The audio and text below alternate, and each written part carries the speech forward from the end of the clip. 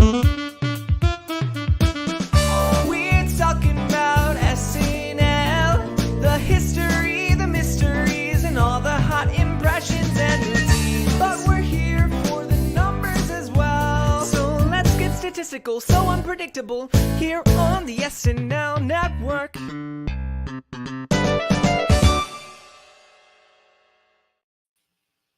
Yes, welcome on in, everybody, to the Saturday Night Network here for our patron feedback show covering the Ana de Armas episode, and looking forward to hopefully the Pete Davidson episode coming up at the beginning of May. My name is John from the SNN. Excited to be with you to wrap up this very fun week of Saturday Night Live, week number 18. Hard to believe that we're headed towards either what is the end of the season right now or what will be coming in about a month. But there's a lot to talk about in the SNL universe, and I'm excited to do it with a great patron today. If you've listened to this show before, you know him well. Give it up for Brennan Keller. Brennan, how you doing? I'm doing good. I'm excited to talk about the finale of this. Wait, no, not yet, not yet. Next month. Yeah. So weird. It's so hard to know how to address it and what to talk about. And I think some of our questions today will answer and give our thoughts on all this. But I am definitely in a weird state, Brennan, not knowing how to. Is this it? I'm right there with you. Yeah. I don't want it to be. You never want it to be, especially in May. You don't want it to be there either. Yeah.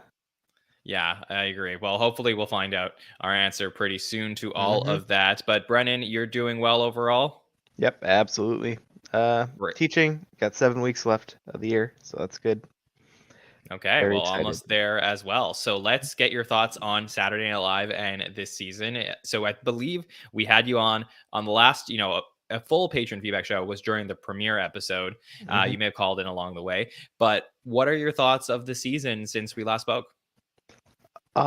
Big fan of the 2023 half of the season more than the 2022 half of the season, but overall very enjoyable. I've liked it more than last season so far, probably better than what last about it has seasons. Increased your enjoyment of it? I really like the new talent and the new writers. I think everyone is starting to gel the way they're supposed to, and I think if they want to when they make it to season 50, like they're absolutely going to, this is the crew that they need to get there the last, 3-4 seasons. I mean, not 3-4 seasons, but yeah.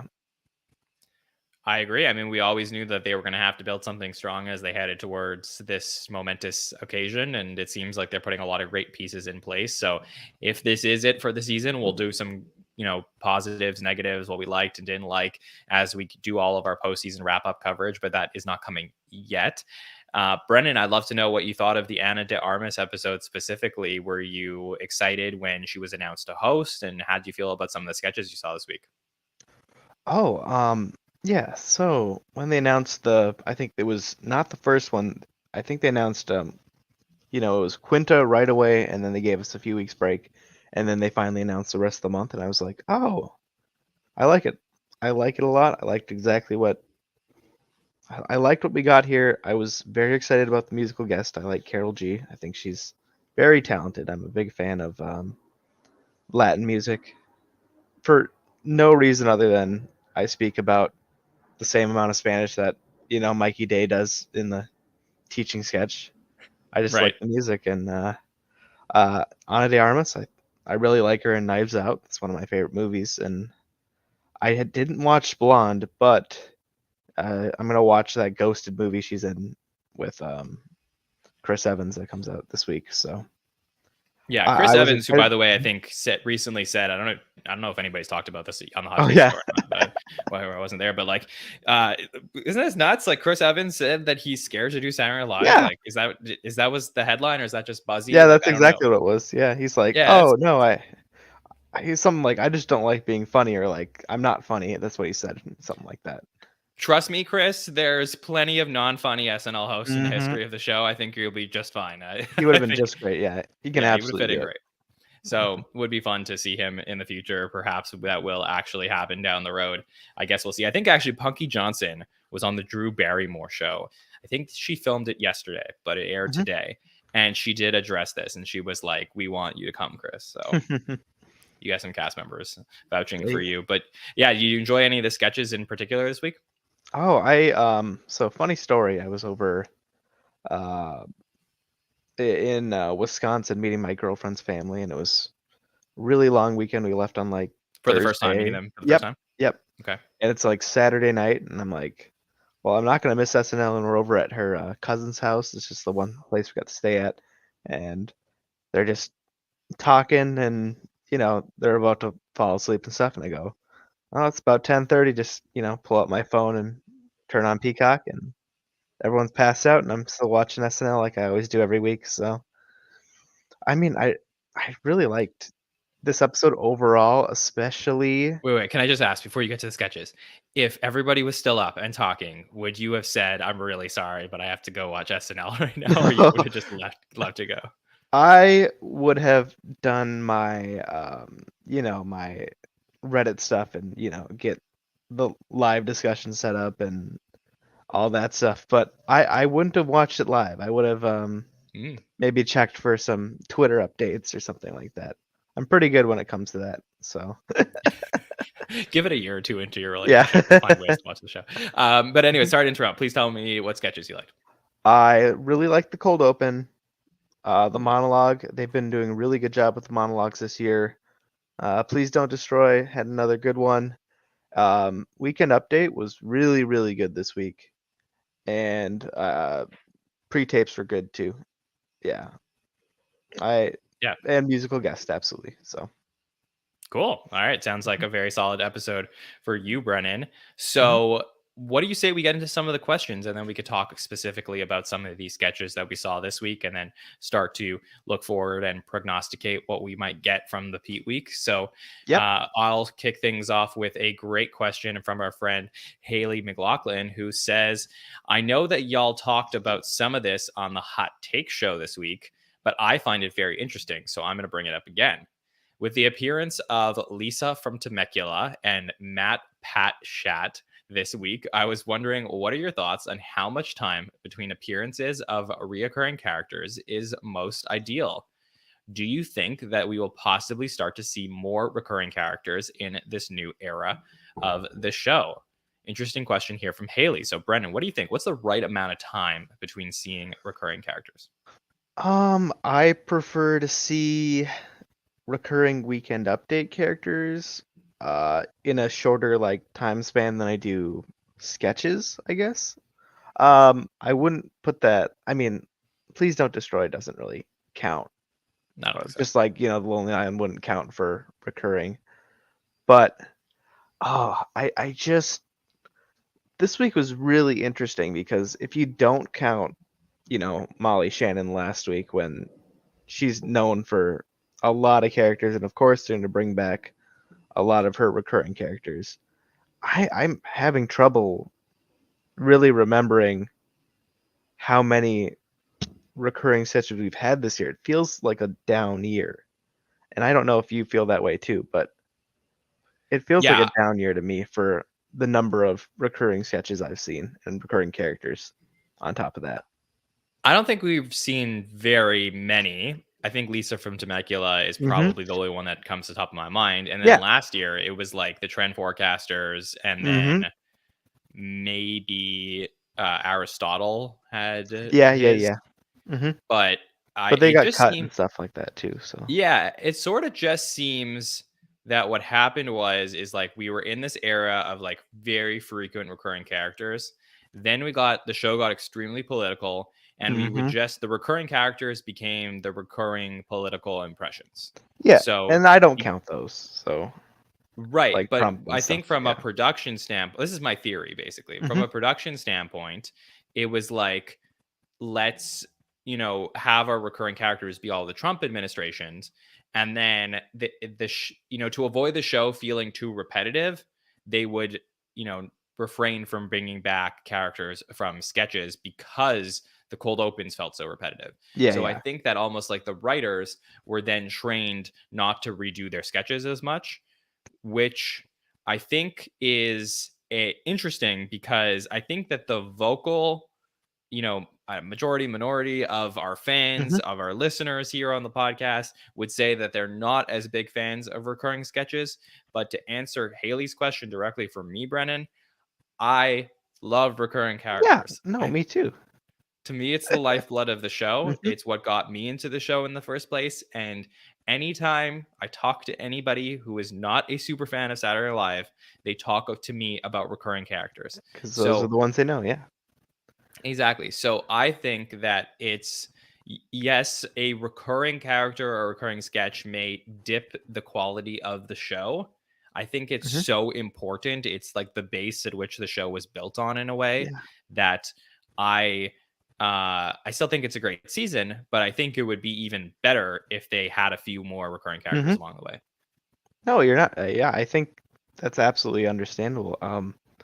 Like, I rewatched both the Pat Chats and Lisa from Temecula before I rewatched the ones from this episode, and from Temecula, the first one is so funny.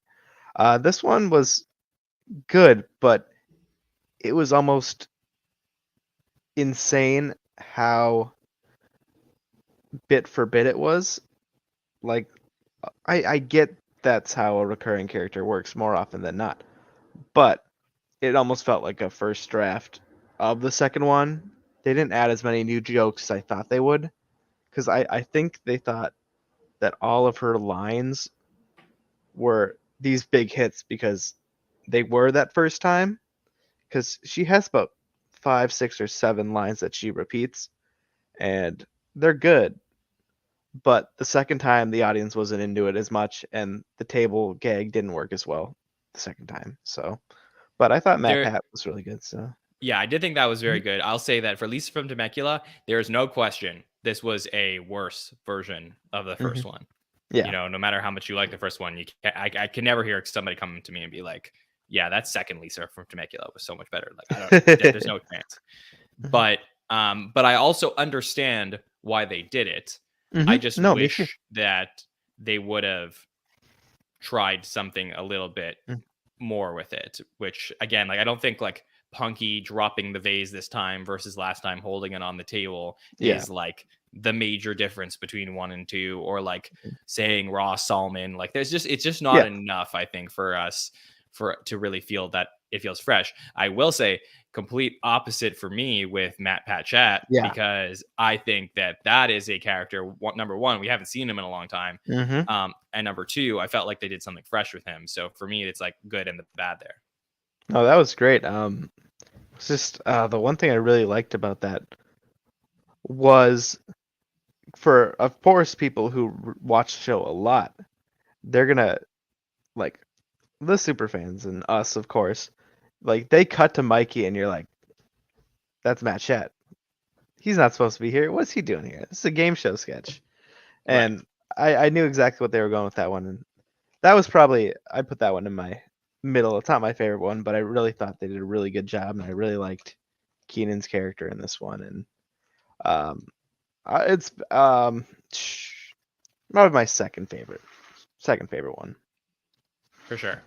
Also, want to shout out Ken in the chat who mentions that the twins with Sarah and Bowen as another recurring character that Mm-hmm. came back this season. So originally in the Selena Gomez last year and then came back this year. So that Yep. is a good point as well. But really, honestly, Haley, I think that,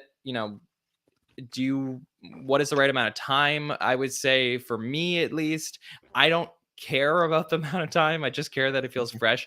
For all like I'm good with runners, so like a character Mm-hmm. happening more than once in an episode, as long as they Mm-hmm. are creative and fresh about it. I'm okay if a character comes back 3 episodes in a row. It just is a matter of like just stretching it out to the point where we can start to feel that it's continuously creative. Mm-hmm. So I think that's my answer there. And do I think we will start to see more recurring characters?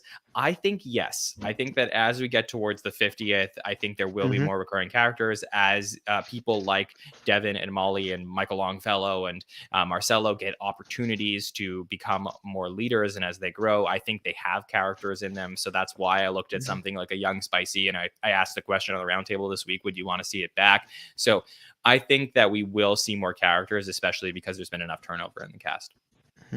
Yeah, I think Yeah, you exactly what you said. It just needs to be fresh. I don't care how long it takes to bring the character back. Like they did George Santos twice in the same episode, and that was at least it was almost gut bustingly funny. I thought the first time Bowen did that character, and I was like, this it was pretty dang good.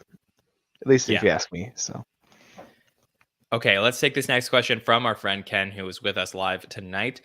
Ken says, I know I'm being a bit simplistic, but to me, the back half of the Ana de Armas episode was basically interchangeable. Had three sketches which revolved around the antics of one campy character. Do you think putting three similar sketches together was intentional on SNL's part? Or was it just an accident or run order shuffling? Do you prefer a back half that has a common thread or one which has more of a variety of ideas? So just to remind the listeners, we had Lisa from Temecula, then we had that Chloe dog sketch, and then we had Bowen with the fingernails. yeah. So the question, Brennan, is do you think it was too much of the same, or do you like that? Yeah, I don't know what else to say except it's just what they wrote this week and it's just what made the show. It depends on the episode. I mean, sometimes episodes are just so uneven about what kind of sketches get fit where and what like how good each of them are. Uh, this wasn't a brilliant second half of the episode. I think fingernails kind of saved it if you ask me. But Lisa for Temecula didn't hit the second time as well, and the dog sketch didn't really. Was probably one of my was at least it was my least favorite of the episode. But yeah, I don't think it was on purpose. I can't.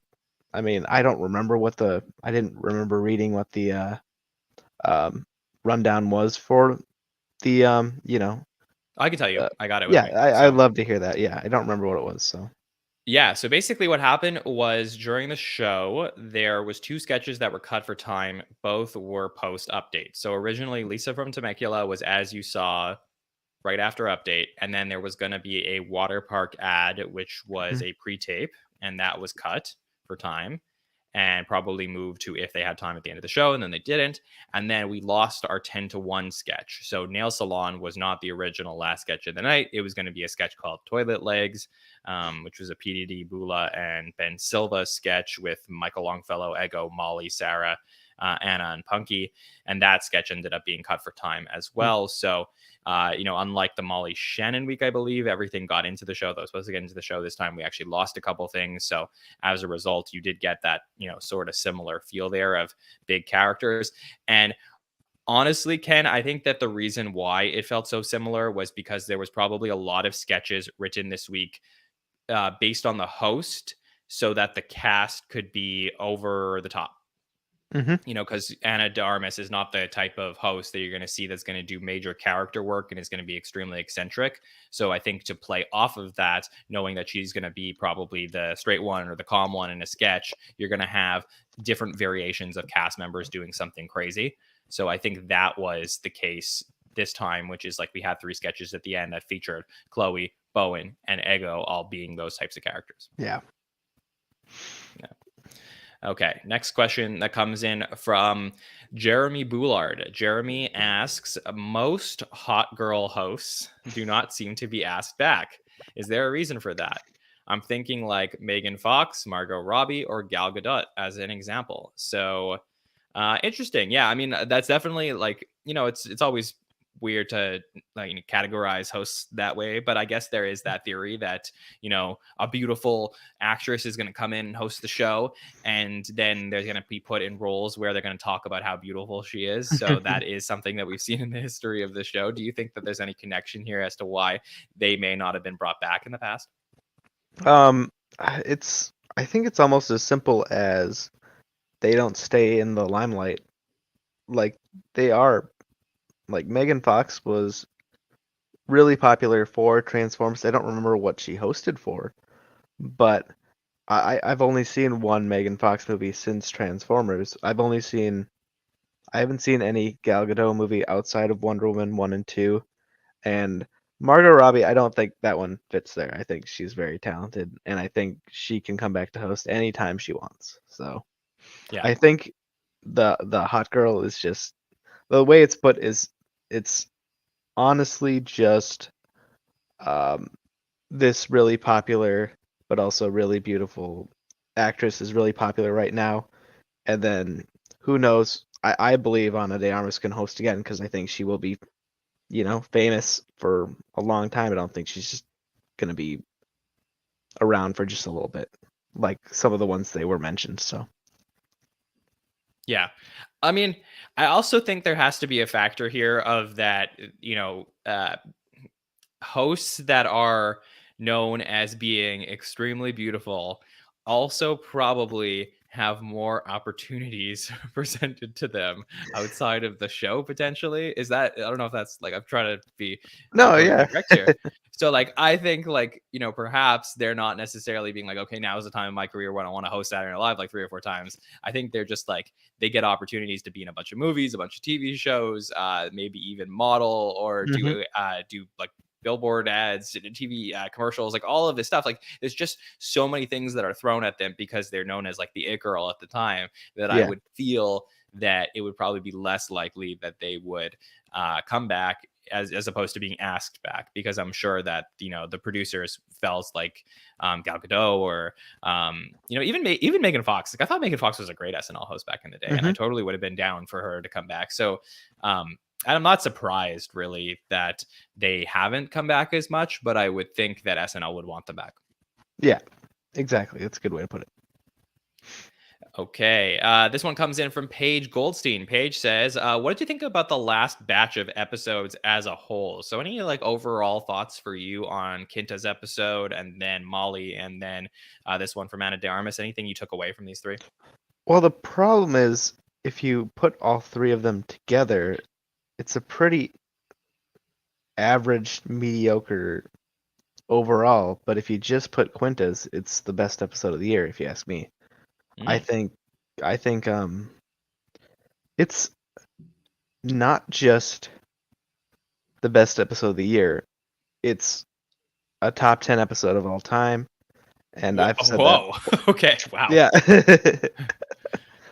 Yeah, that's where I'm dropping that big bomb right there. So And you've seen every episode of the show?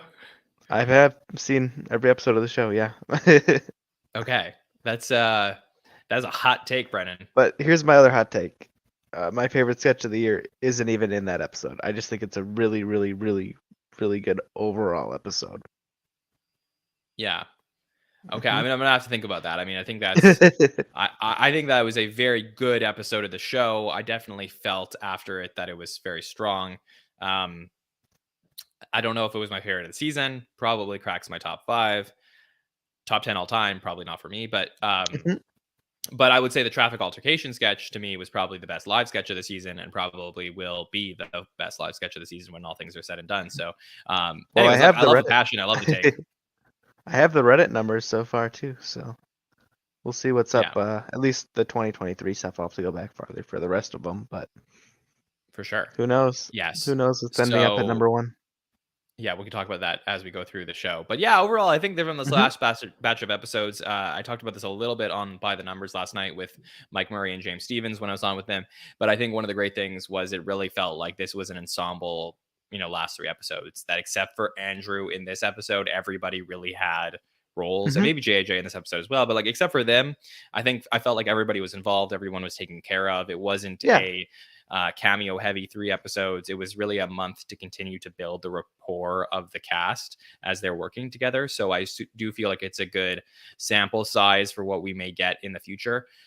To me, it was a good 3 episodes of the show.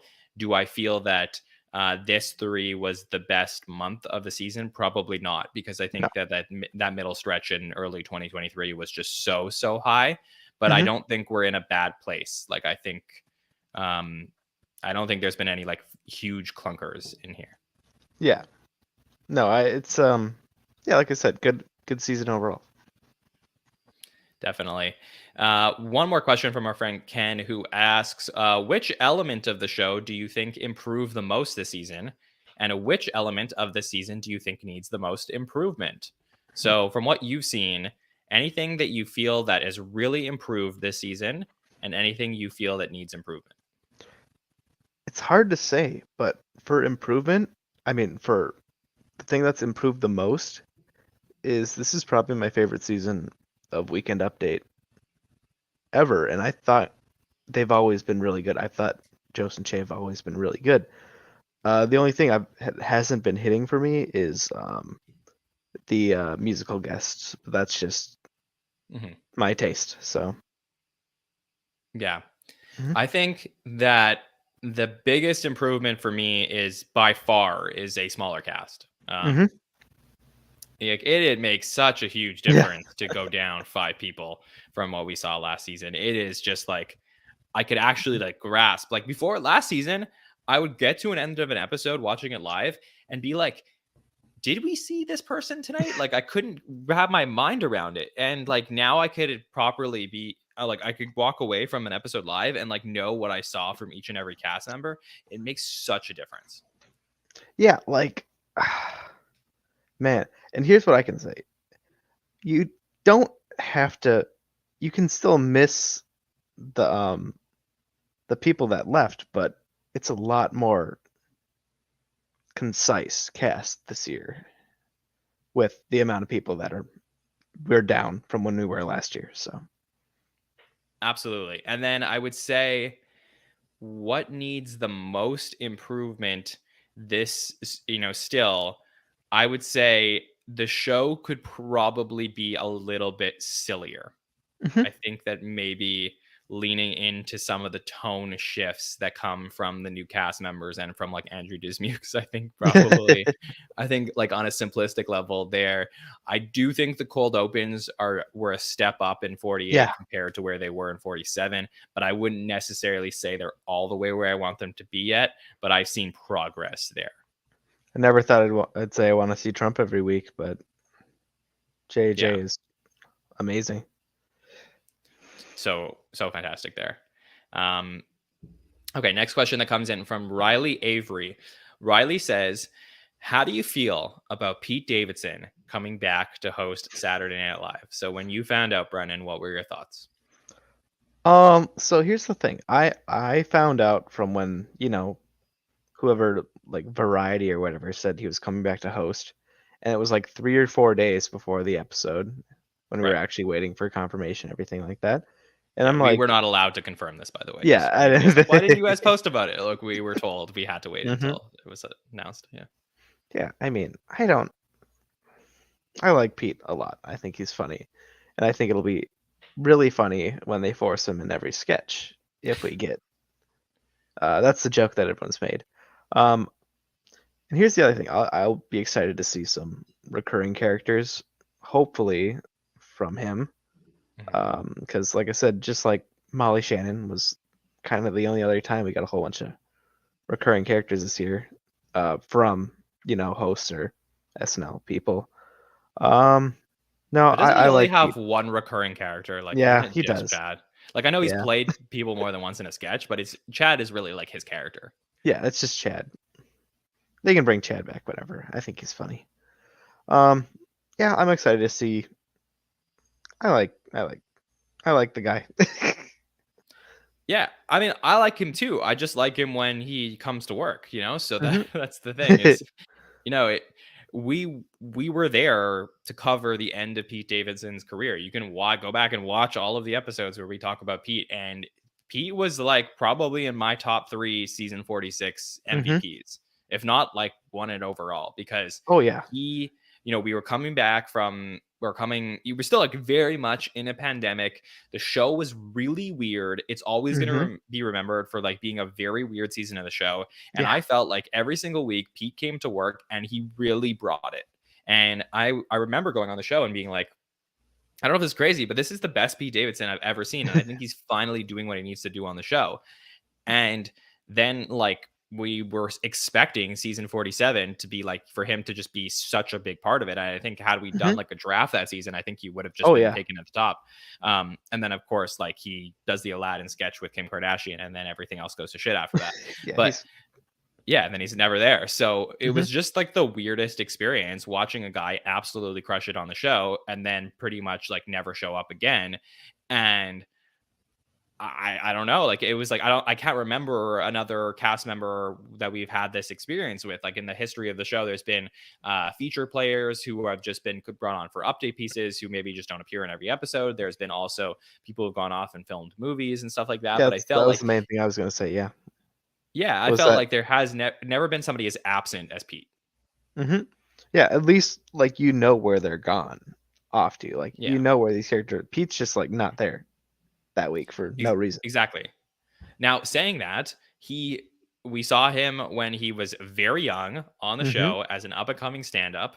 We watched him have some really great moments on the show, some memorable storylines, including bringing on cameos and update stories and stuff like that. Hmm. And we when we went through his whole career, like he is a very notable cast member from the history of the show, and despite everything that happened last year, I do believe that Pete Davidson had a strong SNL career. So Yeah. for me, if he wants to come back this time and he's ready, he's promoting a show that's happening on Peacock and he's ready to like bring it, I feel like I'm ready to be like, okay, all is forgiven Hmm. from a fan perspective last year. We're ready to like, Hmm. Pete, you're our guy again. But I Yeah. really wanted him, if this show happens, to just come and like go all out, give us your best stuff, Pete. Hmm. When we get this episode, I'm really excited to see what kind of like persona they put him in for each sketch because like he's the host now. He's not a cast member.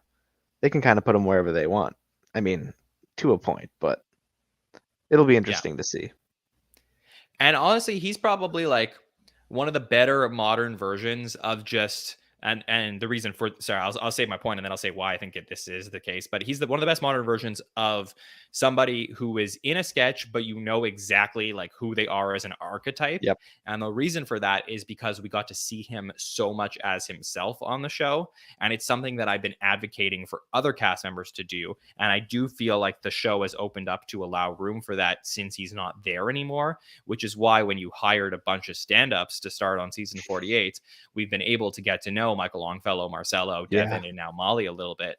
And, that part of the Fantastic. reason for that is because Pete's not there anymore. So it would be interesting to see how, what the show looks like with Pete returning, knowing that we're starting to get to know some of these other cast members more. Fantastic stuff. Fantastic stuff. Right. Okay. Next question that comes in from Tyler Kuzma. Is Pete's return the quickest return for a former cast member to host? So what do you think, Brennan? Do you remember other people who've come back quicker? Oh, is it Kristen Wiig maybe? No, I'm trying to remember. There's a weird. So Kristen Wiig came back for the season finale the following season after she left the show. But it's not so unprecedented for people to come back, the season after that they've left the show before. It's happened many times. Mm-hmm. Well, yeah. Well, I mean, of course. But no, I mean, yeah, Pete's fast. I mean, I was excited to see. I figured they'd bring one of their people back. They lost, 5 people. There were a lot of good options to bring back. But yeah, I don't remember. I don't have the numbers for sure. But Kristen Wiig's the only one I remember. Maybe Bill Hader. Yeah, I mean, I can tell you, Chevy Chase came back in season 3 after he left in season 2. Bill Murray hosts in season 6 after he comes back from leaving at the end of season 5. Eddie Murphy hosts while he's still a cast member, but then comes back a year later. So, I mean, there's all of that. Dana Carvey hosts pretty soon after. Phil Hartman. Yep. Like there's a lot of really interesting examples of people that this has happened to before. Norm Macdonald comes back, pretty soon after as well. So I think like this is something that's not very common in modern times because, all the era of Kristen and Sudeikis and Seth and Will Forte now and Fred, like all of those people, Sandberg, have all come back to host, but like pretty much nobody after. And Pete is the first one from the post like Seth Meyers era of the show to come back to host. So it feels unique because a whole generation didn't necessarily grow up on these cast members returning to host. Yeah. So I didn't think about it that way. Yeah. Yeah. And I do wonder if we will completely skip a generation of potential cast member hosts like Bobby and Vanessa and, Taryn and Jay and all those people, but I hope not. Tim Robinson's hosting. Yeah, that would be fun. All right. Next one comes in from Sophie Kra09 on Instagram says, for the Pete episode, will Rap Roundtable make a comeback? So I believe this is the sketch that we're referring to with Timothy Chalamet that went absolutely viral online. Is that something you'd like to see return, Brennan? Oh, absolutely. That's probably one of my favorites from that season. That was probably top 3 episodes. That Timothy Chalamet episode was probably top 3 of the year for me, especially with Tiny Horse was another really good one in that one. Rap Roundtable was very funny. You know, I'd see it again. Absolutely. Let's make that one a recurring sketch too while we're at it. Okay, we'll look forward to that potentially. Next one is from JM Dunn 1027 on Instagram. Says, do you think they scheduled Pete because there is a chance the show gets canceled due to a strike? So, I mean, this seems like a little bit of an obvious question, but is it, Brennan, do you believe that Pete Davidson was chosen for this episode because he's sort of in the family still, and if the show gets canceled, it's no big deal? It's not unlikely. I think it's easier to, put in a cast member as a host because they're more likely. I mean, of course, everyone has stuff going on, but if you're like part of the SNL family and you're coming back to host and they go, hey, we picked you because, we know you're super famous and stuff, but also you're part of the SNL. So if you say this episode didn't work out, it's not like, you had a $100 million movie about to come out and you're never going to be on this show again. It makes sense that they, it was a good spot to put him in. I mean, I hope we have the episode. I hope they get everything figured out, the first week of May, but you never know. Yeah, we're going to talk about this on Monday a little bit with Bill Kenny, who's coming on with me to talk about the history of SNL and writer strikes. But there is a little bit of a common thread of shows that have been canceled from writer strikes having been hosted by former cast members, or the potential to have them hosted by former cast members. So it is interesting to think about it from that perspective. And most of those ones that were canceled actually never ended up happening. But yep.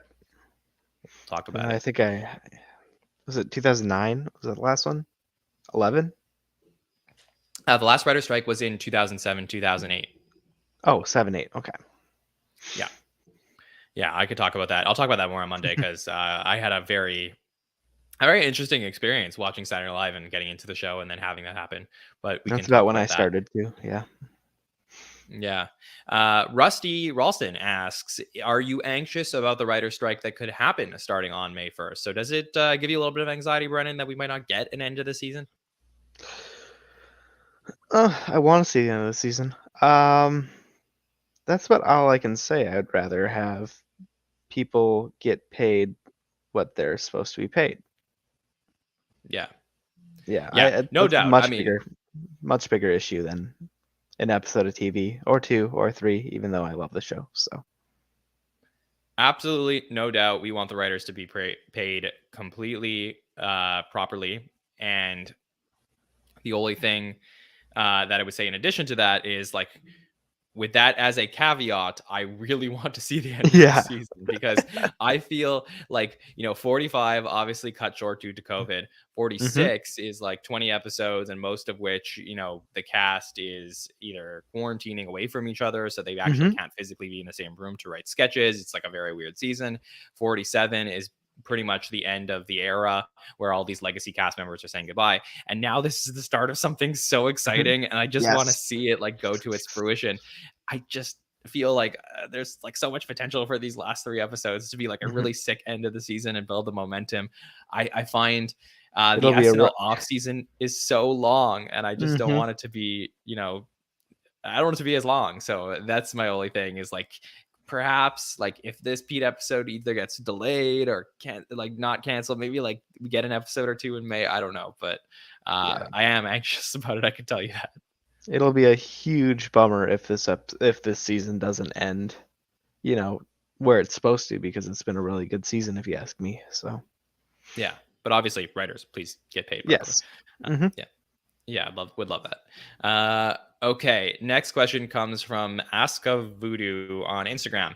How will the upcoming writer strike affect the next few shows? So basically, again, I'll explain this a little bit more on Monday, where we'll do a full recap of like what is happening, why is it happening, and all of that stuff, just to make sure that you are aware. Because I know like a lot of people were. I got a bunch of messages actually on Monday being like, "Wait, was that the last show of the season?" So the truth is that we don't know yet, and every day it could change. Every day you got to monitor the news to see what's happening with the Writers Guild of America and the negotiations. But a lot of TV shows, movies we're getting ready for months in like anticipation of a potential writer strike to have things prepared for this particular moment. So if there is a strike, a strike was already authorized. Yep. If the strike actually happens on May 1st, the belief is that there will not be a Pete Davidson show on May 6th. If it gets resolved very quickly, there is a chance that we still have our May 13th or May 20th shows.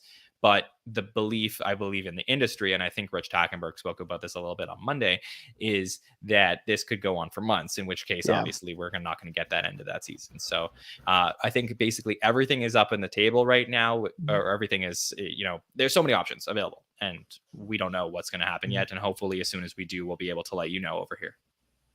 Yeah, good time to strike, though. It's going to mess up, I assume they're getting ready for fall of next year. So at least the main stuff is. So if you start the strike right now, you're pushing a lot of stuff back for the fall. I don't know.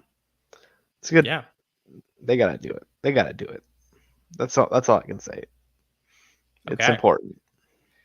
All right. Next question comes in from our friend, not Brennan Keller, who says, what has been Reddit's favorite sketch, pre-tape, musical guest, and weekend update feature of 2023 so far? So if you don't know, Brennan is very active in the Live from New York subreddit.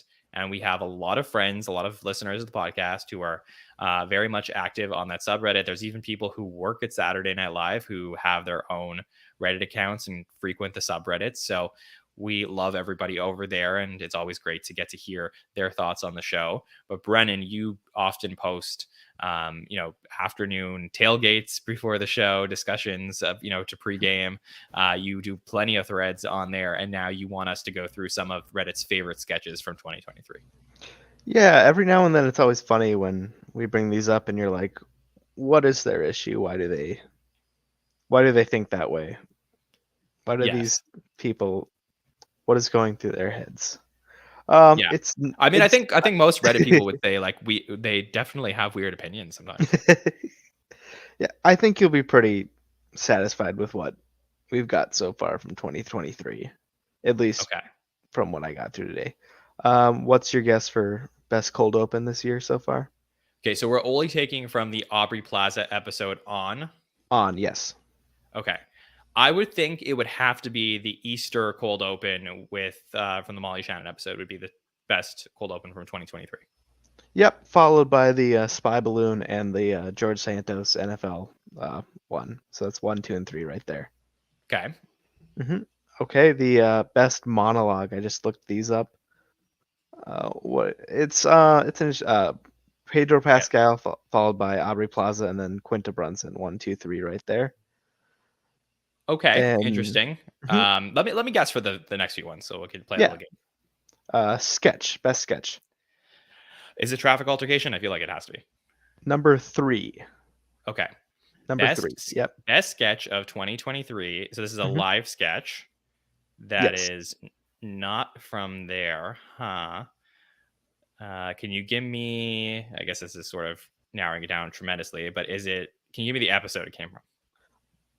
There's one, number 1 and number 2. Number 1 is from Pedro Pascal. Number 2 is from Aubrey Plaza. Is Lisa from Temecula the best sketch of the? It's not even like really close. Okay, so Lisa from Temecula. I enjoy Lisa from Temecula more than most, but I would disagree that it is the best live sketch of the season. Aubrey Plaza, you said the second one. Is it the HIV commercial? No. Okay, I really like that one from that episode. Trying to think what else was in there that's a live sketch that people liked. And I rewatched this one after. What'd you say? I'd be surprised if it was the film noir. Is it? No. I like that one though, but I rewatched this sketch after I tallied up the votes, and I was like, "Yeah, this could be the second best sketch of the year." It's the Okay. Taboo sketch. The Really? cul-de-sac game night. Yeah. That's People- so interesting to me. I I know. didn't think people liked that. No, it was the second highest rated sketch of the year. Wow, that is okay. That's fascinating to me because I don't I know. think like I don't know if like maybe I'm misremembering, but I don't think we highly regarded that on the podcast. But if So- people like that as much as they did, that would mean that that is an additional Mikey Day sketch that people Mhm. loved this season compared to the other ones. But that's great because that was the one that I was like sort of avoiding bringing up when it came to our talk about Mikey was like, and then he did the taboo one. But if people love that, then great. That's good. No, I rewatched it and I was like, Aubrey Plaza is really funny in this one. It was just funny, yeah. We can do Okay. musical guest next. It's normally pretty obvious for musical guest, especially with Reddit, but Okay. I would guess that I mean, me personally, it has to be Kelsey Ballerini, but I would guess that Reddit would say the Jonas Brothers. no, Jack White. Jack White, number 1. Oh, okay. And Yeah, then I guess. 1975 is third, but which one do you think is number 2? Is it Coldplay? So I've never seen this before, like in years, but a rap person is on the top 3 list. Lil Yachty got number 2. Okay. Yeah, All right. I know. I've never Yeah, seen that. music is so subjective, so it's tough. I know, it's Yeah, crazy. where did Kelsey Ballerini land? Oh, she was they don't like it's Country. it goes rap least favorite, then country, then pop, then rock is always gonna be number 1. So I support you, Kelsey. I know, I like her too. She was really good. I thought she was really good. All right, well, do you want to do pre-tape or weekend update feature? Let's do pre-tape. Okay. I'm gonna say it has to be Waffle House. Number 2. They're all very close though. Within like 50 votes. 1, 2, and 3 are all within 50 votes. Okay. Give me the episode that number 3 took place in. Michael B. Jordan. Oh, State Farm. Jake from State Yep. Farm. Okay, and then the episode that number 1 took place in. Pedro Pascal. Oh, Mario Kart. Okay. Mario Kart. I see it. Yep. Okay, we can update. We can update feature. I'd say number 1 has to be Amy Poehler. Yeah, and yep, April Ludgate and Leslie Knope. Yeah, that's number 1. That was pretty within like 200 votes. It was a pretty big mix. And then the next 2 were very close though. Give me the episode for number 2. This episode. For number 2. Would it be Sarah's piece or would it be Molly's piece? Yep. That's a tough one. It's Molly's. Yep, it's no, it's Sarah's. It's Sarah's. Yeah, I wasn't sure, like, you know how, like I know that yeah, and I mean it was controversial. Yeah, they liked it. Yeah, don't worry about that. It happens sometimes. Okay. But no, they liked it. Okay, number 3. Which episode? Jenna Ortega. Trying to think what was in the good update for Jenna Ortega. And I don't like that. This wasn't my top 3, but I liked it. So is it JAJ doing impressions? Yeah, it was. Okay. Yeah, I'll take it. So odd. Sure. That's odd. I would say if I had to pick a JAJ thing, it would be the rap, like the British rappers. That was top 5. That was a good one. Okay. Yeah, But I believe was from the Pedro Pascal episode. Last thing I want to say is I'll put my my favorite sketch of the year so far is the like not even the year. My favorite sketch this season is the Parent Trap sketch with Fred Armisen and Jenna Ortega. Yeah, I mean, I thought that was a very good sketch and one of Fred's best cameo appearances. Yep. My favorite line the entire season is when they hold the pictures together. He goes, "Oh, Ed Helms and Leslie Mann," or not? Who's the second person? Who's the other person? I thought it was. Yeah, no, it was Leslie. Yeah, Mann. Leslie Mann. Yeah, that was that. Just the way he said that line put me in stitches. Yeah, I liked this one. Lisa Rinna. Yeah. I would let her wreck me. that one got me. Yeah, what a great cameo. I mean, him appearing in the monologue was very funny too. I didn't expect it to happen. I was reading the internet, like, I mean, Reddit, of course, the last 2 days, and they're like, "Oh, do you think Fred Armisen's gonna show up? He's in the same TV show that she's in." And I was like, Fred Armisen's in one episode. Yeah. Like, that's what he's in one episode, and I was like, I mean, I get. Well, look, we I could get. not get through a season without a Fred Armisen cameo. No, that So was I'm perfect. glad that I was happened. very But happy about it. Yeah. okay, well, that is very fascinating. I always appreciate from getting to hear from the subreddit. So thanks for that, Brennan. And that will do it for all of our questions here tonight. Do you have any other thoughts on the season that you wanted to share with the audience? I like Michael Longfellow dressing up as random characters showing up on Update. That's probably my favorite thing this entire year. Awesome. Okay, well, Brennan, please tell the listeners where they could check out everything you got going on. I don't do anything. Keller B57 on Twitter, and then I'm on Reddit. There's my little Reddit thing. Just go on the Live from New York subreddit. It's more fun there. Perfect. All right. So here's what's going to be happening over the next couple of weeks as we start to look towards a potential Pete Davidson episode of Saturday Night Live. Next Monday, join us at 8 p.m. Eastern. We're going to talk all about the history of Saturday Night Live writer strikes. So that show will be very interesting. A show I didn't think we would necessarily have to do, but we are getting there. So we're going to do it to just make sure you're totally up to date on what's going on over there.